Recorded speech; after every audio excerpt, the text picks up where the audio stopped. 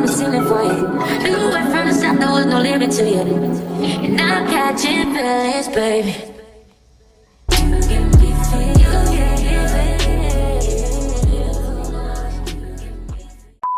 Hey y'all, welcome back. So today I'm going to be doing a little makeup look. So I'm going to be doing like a cloud eyeshadow look. I'll show you guys the inspiration. So yeah, and I'm going to be using my mannequin face for this look.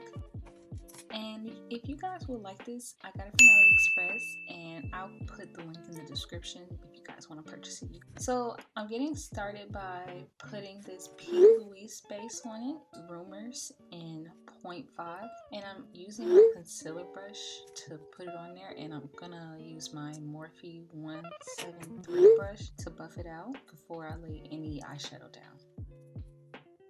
And I already did my eyebrows, as you guys can see. I used my Precisely My Brow eyebrow pencil, you know, from Benefit.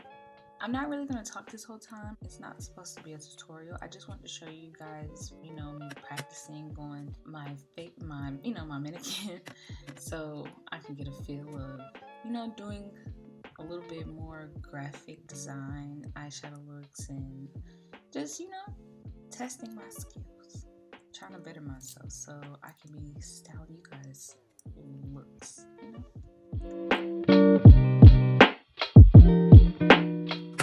But yeah, so now I'm going in with my Morphe James Charles palette. It's this blue color, and I'm using my Morphe 321 brush. It's like a bullet crease. It gives more like a blunt kind of shape from my eyeshadow. It's just give me something to start off with before I start blending. But yeah, so I'm not going to talk to you too long. I hope you guys enjoy the video, and I'll see you guys later. Make sure you guys like, comment, and subscribe, and I'll see you guys later. Peace.